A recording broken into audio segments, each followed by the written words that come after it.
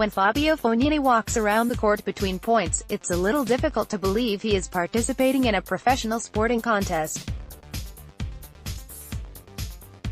It might not even be correct to describe his movement as a walk, it is really more of a strut. Italy's Fabio Fognini celebrates with the trophy after winning the final against Serbia's Dusan Lajovic. Reuters Head up in the air and shoulders thrown back, taking in his surroundings with an imperiously laid-back eye. Fognini moves with a casualness and confidence that an ordinary person would have only while at home.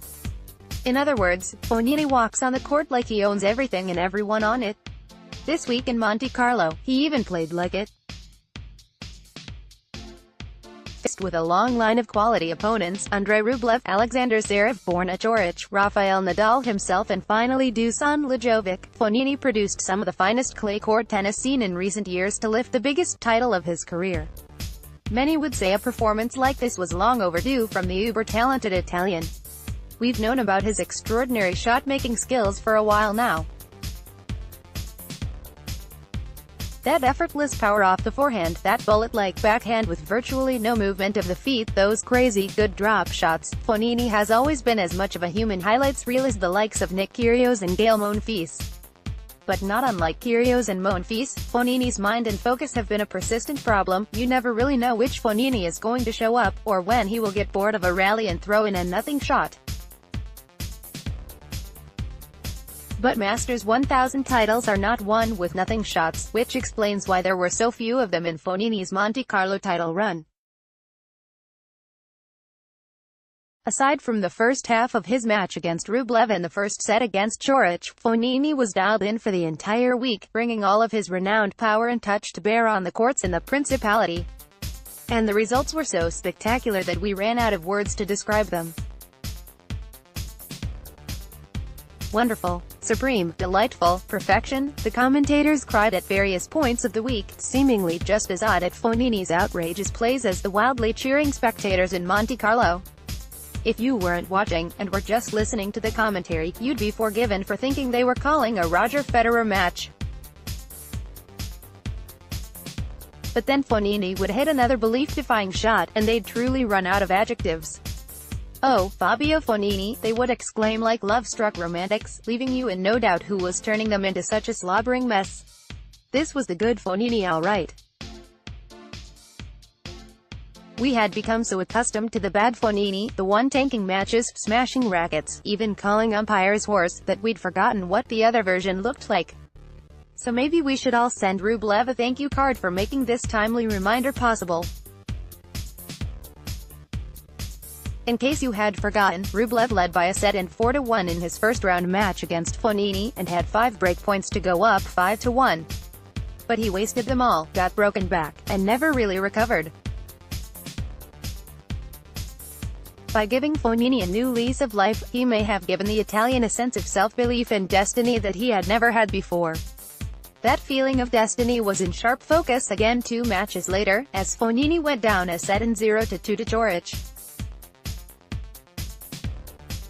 This time he remained perfectly loose and relaxed, because he knew he could come back from an even more precarious position, as he had against Rublev. So he merely flipped a switch and unfurled a series of slices, lobs, drop shots and stand-and-deliver winners that took the racket right out of Coric's hands. That he could also take the racket out of Nadal's hands was the story of the week and possibly the story of the clay court season, until something else comes along that stuns the tennis world so resoundingly. I'm willing to bet we won't see Nadal on the verge of being biggled on clay again in the foreseeable future. The Spaniard's abject surrender in the second set was the rarest of rare occasions that required the rarest of rare performances, and Fognini was just enough in the zone to deliver. The final was more straightforward, even though Lajovic himself had played out of his mind to get to that stage. Fognini played steady and within himself for the most part, which in hindsight was the best way to diffuse the electric energy of the Serbs' all-court attack. He still threw in his share of out-of-nowhere drop shots and tougher than they needed to be volley winners, but his consistency was the single most important differentiating factor in securing the title. The manner of his win in the final would have earned wholehearted approval from the two women who were in his player box all week, his wife Flavia Pannetta, and clay courter extraordinaire Francesca Schiavone. Pannetta and Schiavone, both Grand Slam champions, were known for putting their head down and working tirelessly to maximize their talents. Fognini's lackadaisical demeanor often gives the impression that he has never put his head down for anything in his life, but that may be the biggest paradox of his career. For all of Fognini's instinctive shot-making, his most memorable wins have all involved keeping the ball in play for vast stretches of time. In his 2015 US Open win over Nadal, he outhit and outsmarted the Spaniard, but he also outrallied him with his movement and consistency. His wins over Murray also showcased a similar willingness to be patient and hit the ball to the same spot repeatedly until an opening showed up for pulling the trigger. Fognini's backhand in particular looks like a miracle shot when he's in the mood for a fight. He hits it very flat and with seemingly very little margin, but his hand skills are so good that he can make it land in the court over and over again. In that context, it may not have been necessary for Pannetta or Schiavone to be on hand for Fognini to learn to be more patient. But they do have a calming influence on him, Pannetta in particular, and Fognini spoke glowingly of her influence in his post-match press conference. "I have everything in my life. I have a baby. I have a wife. They're with me all the time, so there's nothing more to ask than that," he said. With the first Masters 1000 title of his career in the bag, and a couple more Masters tournaments followed by a Grand Slam coming up on his favorite surface, there could be more to ask. Fognini is 31 now, which is not exactly old. In today's era, the likes of Stan Wawrinka and Kevin Anderson have shown that it is possible to play your best tennis in your 30s. Is Fognini ready to join the ranks and become a regular member of the top echelon? It's never safe to predict something like that with a mercurial personality like Fognini, and he echoed as much in his presser when he said he wasn't thinking about Roland Garros at all. But his title run has proven that it is possible for Fognini to remain focused for an entire week against the world's best players. That may be enough to earmark him as a perennial threat at any clay court tournament in the immediate future. Perhaps more importantly, the product of that sustained focus is a reward in itself.